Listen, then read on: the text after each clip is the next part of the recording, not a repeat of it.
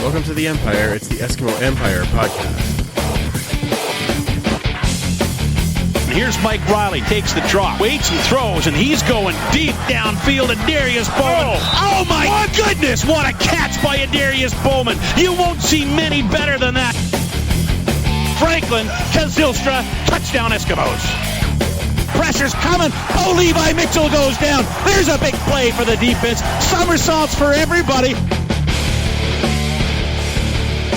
Welcome to the Eskimo Empire podcast, live on Radio Row here at the Grey Cup in Ottawa. I am joined by a couple of guests right now. Now, I should give fair warning, this will be one of the first podcasts that is not edited because I don't have time for that when we're at Grey Cup. We're having too much fun. But I'm joined by a couple of the United Construction Company people. I've got Carl and Frank. How are you guys? Good, how are you? Doing very well, Frank? Oh, doing great. It's a great weekend.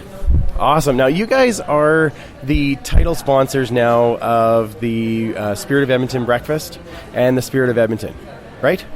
Right. Yeah, we are. Okay. Now, has that just started this year, or was that something that has been going on a while? Or? Yeah, we actually signed up in October for this year, and we signed a 3-year deal with the Spirit of Edmonton. So for the next 3 years, it'll be known as the United Construction Spirit of Edmonton or the Spirit of Edmonton powered by United Construction. Wow, that's amazing. So now, when did you guys get out here, and what have you enjoyed so far? We'll start with you this time, Carl. We got out here Wednesday night, Wednesday morning actually, and we just been hanging out. Went to the Sens house, which is now the Spirit of Edmonton house. Yes. We've been hanging around here, around the Grey Cup Central here, and just had a fantastic time at the Spirit of Edmonton breakfast this morning.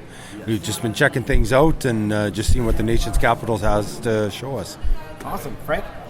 Yeah, pretty much piggybacking off what Carl said there. Nation's Capital's been a great host. We got a good team here. I think there's 7 of us that are representing United Construction. And Spirit of Edmonton has a great group, and they've treated us very well. Wednesday night we went out to a dinner on the rooftop revolving restaurant in the Marriott. Okay. And just a great team building session with them, and yeah, couldn't ask more from that group. Wow, that's fantastic. Now, I got to experience the breakfast for the first time this morning.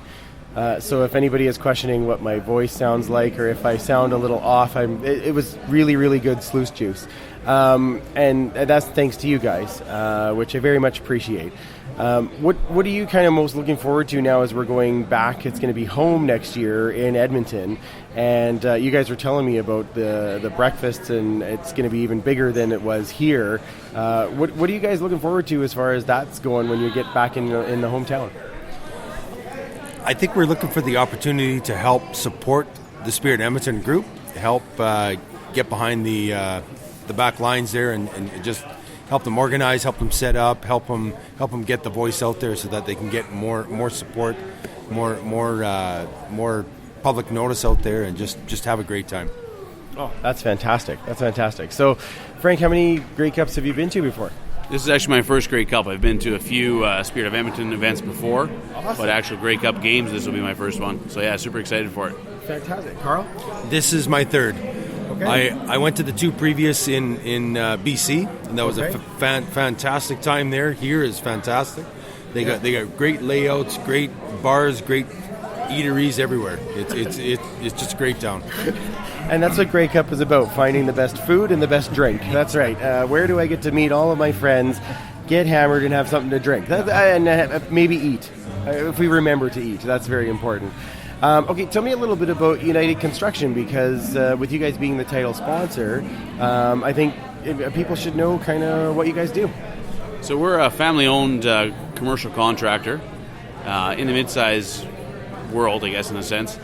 We build anything from commercial buildings, light industrial, multifamily, and institutional. So we have a few schools on the go right now, health clinics, multifamily, condo developments, and just a great group of people. And for the past 13 years, we've slowly grown. And it's because of the people that we have, part of our company, part of our team. And we like doing things like this. Family's important to us, having fun's important to us. So yeah, we just keep moving, keep growing, and keep trying to build. And now working with the Spirit of Edmonton to build their platform for the next 3 years. Okay, I think you just described Grey Cup the best way. It's about family, it's about having fun, it's about getting together and enjoying something that we all love. And that's fantastic. Now, I assume you are both Eskimo fans, being that you live in Edmonton. Following the team this year, do you guys have a player that kind of stood out for you or somebody that you really liked watching? For me, I always like watching Bowman. Okay, He's a fantastic player. Kind of a love-hate relationship with him. Push-ups. Yeah. He will catch the hardest catch out there, and then the easiest one on the numbers, he'll just fumble it. I don't know why, but I just love him. I love the way he is. I love the way he celebrates every touchdown. He's just an all-around great guy. Awesome. Good pick, Frank. It may seem like an obvious choice, but for me, it's Mike Riley. It's you can say it's an obvious choice, but I mean, how do you not? Oh, exactly. He's incredibly talented. He's a warrior. Yes. And he's always looking to win. And he's composed. I think those are, can't ask for more in an athlete. Yeah, absolutely. Well, I can't thank you guys enough for allowing me to be part of it this morning, and for being being the sponsor for something that we all love in the Spirit of Edmonton. Everyone knows Spirit of Edmonton is the party to go to at Grey Cup, and so I'm really happy that you guys are supporting that, and of course being part of it to make it all fun for the rest of us. So thanks so much, guys. Yeah, thank you very much. Thank you. I just want to quickly give another thank you to Jerry Haraxi and his team at the Spirit. They're all volunteers, and they've put in endless hours to make the event what it is. So I think we've been getting a lot of thanks from our side, but I think they need just as much, but probably even more. Awesome. I 100% agree. And we're looking now at planning for 2018. The nice thing is it looks like we're going to be able to talk with you guys more as we get closer to that, and some of the other group that you're already talking about, all these volunteers. So you can already start planning now. November 2018, be out here, be part of the Spirit of Edmonton, support United Construction Company, and be part of the fun. Thanks, guys, and we will chat with you very soon. All right, thank you. Awesome. Thank you.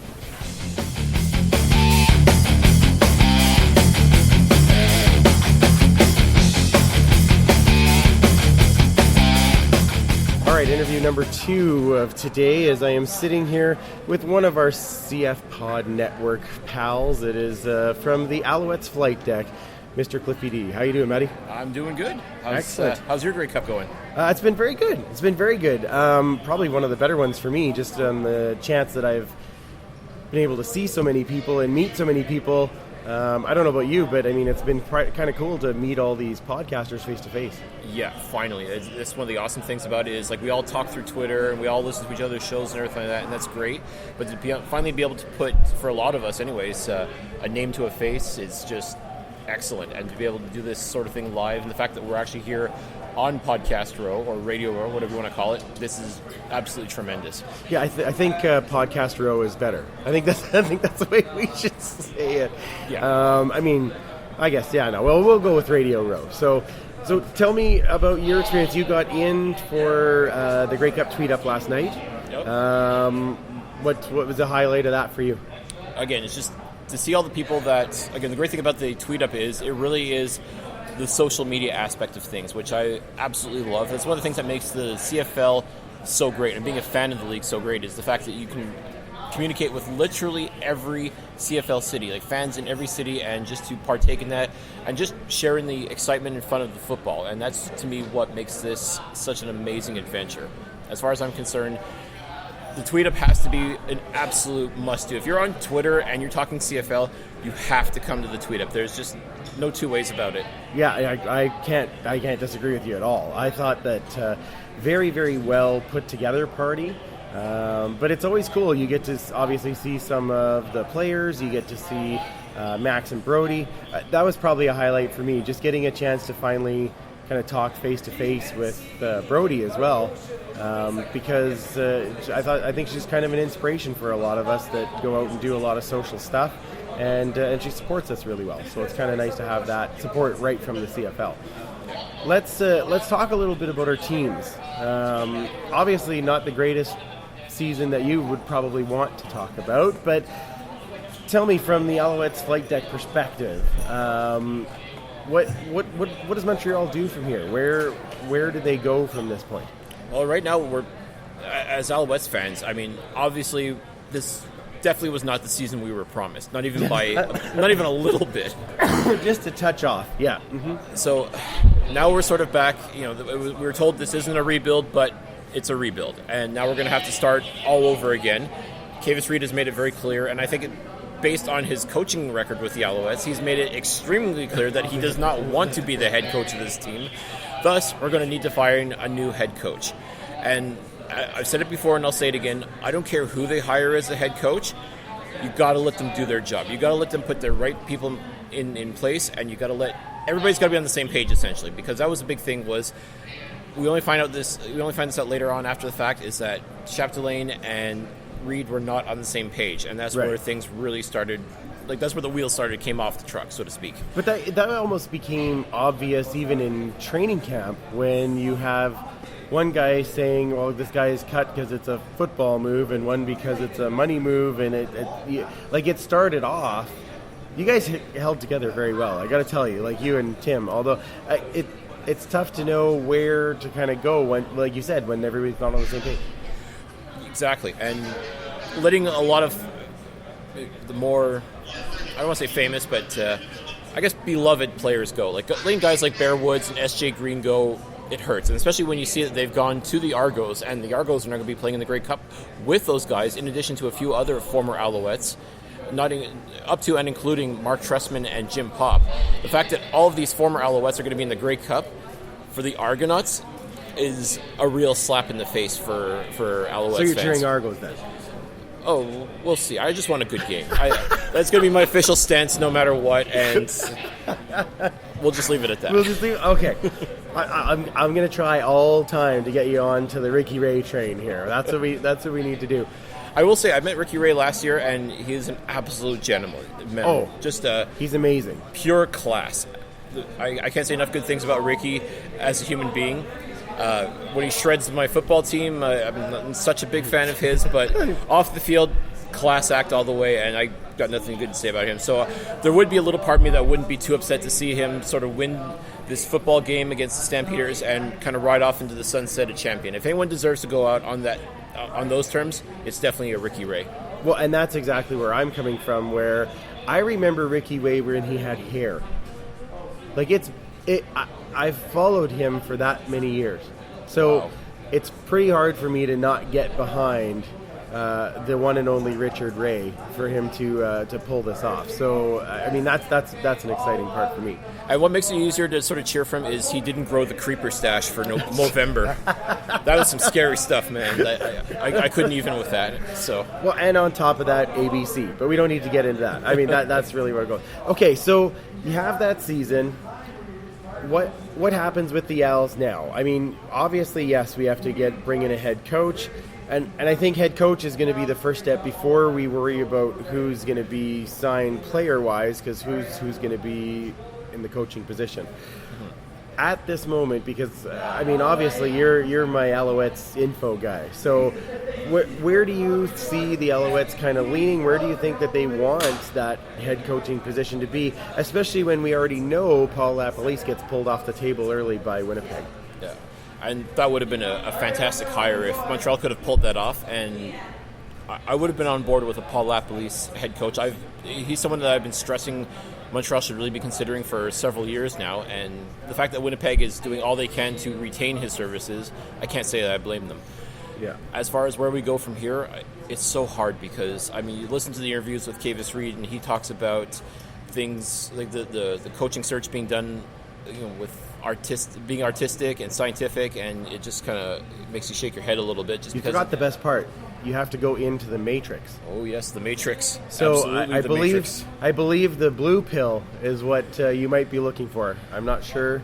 I've heard don't take the red pill. I've heard that too. So okay, all right, just checking. Okay. So back to your original question. I mean, there's so many things, like so many dominoes have to fall, so to speak, and things have to be put in place before we've even discussed where the Alouettes are going to go in 2018 as far as players go and who's going to be on board. I mean, it's just, that's really what it comes down to now, is just waiting and see who is going to be the head coach of the Alouettes, what kind of staff are they going to put together, and essentially what's that coach's philosophy going to be?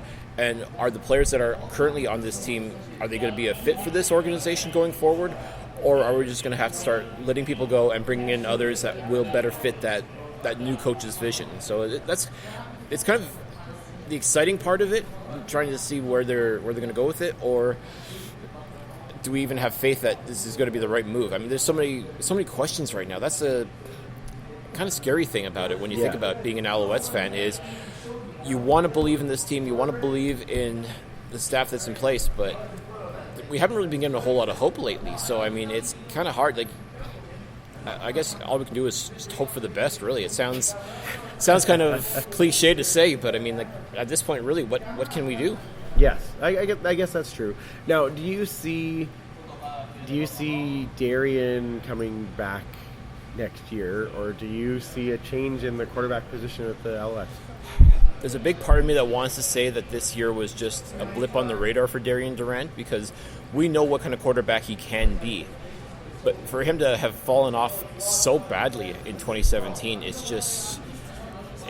It's mind-boggling, quite frankly. I've never seen such a drop-off like that. And I wish there was one sort of thing I could sort of pinpoint and say, well, this is the reason why. And if you just sort of replace X with Y, then Darien Durant's going to be that great quarterback again. I want to believe that that's the case, but is that really a risk that we want to take? Are we better off to go after another quarterback that may be a little younger, may have... may be more easily molded into the quarterback of the future for the Montreal Alouettes? It's hard to say. It really is hard to say at this point. Yeah, it's not an easy decision all the way around. It's going to be very interesting. So, for those people who actually don't know, how long have you been an Alouettes fan, and when did you start the Alternative and all that stuff, and then up to now the flight deck? Well, when the Alouettes came back in 1996, funny thing about it, I've always been a football fan since I was a kid. But because Montreal didn't have a team, I really didn't pay any attention to CFL. I didn't hate on it or anything like that, but I just figured, okay, there's no Montreal team. I'm not going to go cheer for another team. It just didn't make sense to me at the time. So I was NFL only until 1996. When the Alouettes, they announced that the Baltimore Stallions were moving to Montreal, I'm like, all right, I'm on board. I finally have a football team now. Perfect. So I just jumped in with both feet and didn't look back. Just been just your typical fan for years, like just go to the games, enjoy it, all that fun stuff. But then I was given an opportunity back in 2011, a website that I was associated with, prosportsblogging.com. They were looking for CFL writers, and someone had mentioned to me, like, hey, we could use an Alouettes writer. I'm like, sure, I'll give it a try. I enjoyed writing when I was in college and was actually going to go into journalism, but that didn't quite work out the way I hoped it would. So I thought this would be a little fun adventure, and if it doesn't work out, it doesn't work out. And lo and behold, it just kind of picked up momentum. It just kept going and opened a lot of doors for me that way. So, and then it just sort of grew along with Twitter as well, because people would watch me live tweet the football games and then read about them in the blog afterwards, and just kept going and going from there. It just kept snowballing, and then with the advent of all these podcasts have been popping up. A lot of people are asking, like, well, why isn't there an Alouettes podcast?